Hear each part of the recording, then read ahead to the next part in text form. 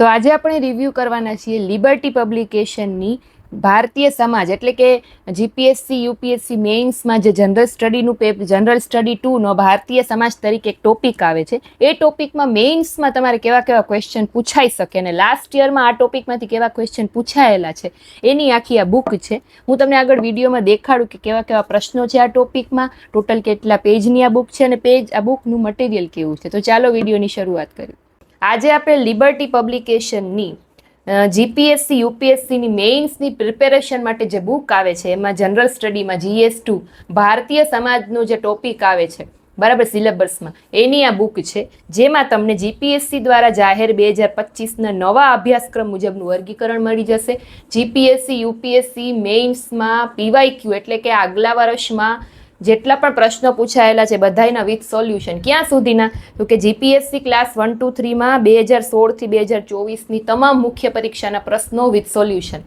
યુપીએસસીમાં 2013થી લઈ 2024 સુધીના તમામ મુખ્ય પરીક્ષાના પ્રશ્નો વિથ સોલ્યુશન આમાં મળી જશે. ચાલો તમને દેખાડું. અંદર સૌથી પહેલા ઇન્ડેક્સ આપેલો છે, ત્યાર પછી અહીંયા જીપીએસસીમાં જે મેઇન્સનું જે નવું માળખું નવો સિલેબસ આવેલો છે એ જ અહીંયા આપેલો છે, એટલે તમારે ક્યાંય સર્ચ કરવા ન જવો પડે.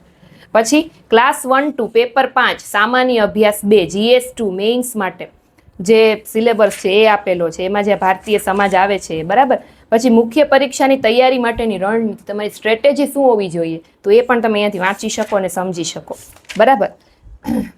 પછી ભારતીય સમાજ જેમ કે આ સિલેબસ છે તો એની તૈયારી કઈ રીતે કરવી, આ ટોપિકની આ વિષયની તૈયારી કઈ રીતે કરવી એ સમજાવેલું છે. જીપીએસસીમાં ભારતીય સમાજનો અભ્યાસક્રમ શું છે એ આપેલું છે બરાબર.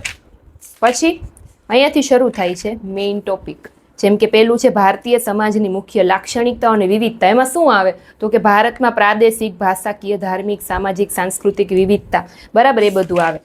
જો આ રહી પહેલો પ્રશ્ન છે કે સમાન સામાજિક આર્થિક પક્ષ ધરાવતી જ્ઞાતિ વચ્ચેના આંતરજ્ઞાતીય લગ્નોમાં અમુક અંશે વધારો થયો છે, પરંતુ આંતરધાર્મિક લગ્નો અંગે આ ઓછું સાચું છે. તો આના વિશે ચર્ચા કરો. હવે જો આ ક્વેશ્ચન યુપીએસસી 2024માં પૂછાયેલો હતો બરાબર, એટલે અહીંયા જો પોઈન્ટ વાઇઝ સમજાવેલું છે, એટલે તમને ખ્યાલ આવે કે આ ક્વેશ્ચન હવે જો આવે તો મારે કઈ રીતે લખવું બરાબર. સરસ મજાના પોઈન્ટ પાડેલા છે, બોલ્ડ કરેલા અક્ષર છે, એના ટોપિક છે, અંદર એના સબ ટોપિક છે. પેજ ક્વોલિટીની વાત કરીએ તો પેજ ક્વોલિટી પણ પ્રીમિયમ છે.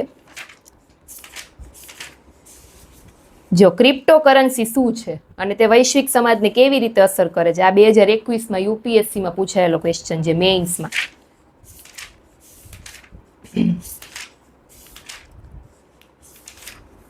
ત્યાર પછી સંયુક્ત પરિવારનું જીવન ચક્ર સામાજિક મૂલ્યો કરતા આર્થિક પરિબળો પર વધારે આધાર રાખે, ટૂંકમાં આધાર રાખે, તો એ યુપીએસસી 2014માં પૂછાયેલો છે. પછી અહીંયાથી શરૂ થાય છે મહિલાઓ સમાજને વિકાસ, જેમ કે મહિલાઓ સમાજને વિકાસ બરાબર, તો એના પ્રશ્નો ઘણી બધી વાર પૂછાય છે. ભારતીય સમાજમાં યુવતીઓમાં આત્મહત્યા કેમ વધી રહી છે તે સમજાવો. જો આવી ટાઈપના ક્વેશ્ચન પણ કેમાં પૂછાયેલો છે યુપીએસસી 2023, તો એના ટોપિક આપેલા છે પોઈન્ટ વાઇઝ.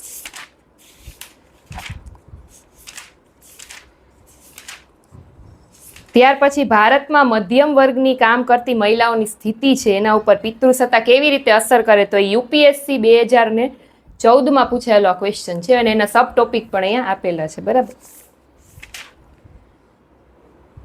પછી અહીંયા સામાજિક પડકારો શરૂ થાય છે, જેમ કે પેલું ચેપ્ટરમાં પહેલો ક્વેશ્ચન છે કે પ્રાદેશિકતાની વધતી જતી લાગણી એ અલગ રાજ્યની માંગ ઊભી કરવામાં એક મહત્વપૂર્ણ પરિબળ છે, ચર્ચા કરો. આ યુપીએસસી 2023માં પૂછાયેલો છે. જો અહીંયા કેસ સ્ટડી કરીને પણ આપેલું હોય બરાબર. તમારે આને પરચેસ કર્યું હોય તો ઓનલાઈન લિંક છે એ ડિસ્ક્રિપ્શનમાં મૂકી દીધી છે, ત્યાંથી તમે ઓનલાઈન જ આને પરચેસ કરી શકશો. COVID-19 રોગચાળાએ ભારતમાં વર્ગની અસમાનતા અને ગરીબીને વેગ આપ્યો છે. કોરોના વિશેનો પ્રશ્ન 2020માં પૂછાયેલો હતો.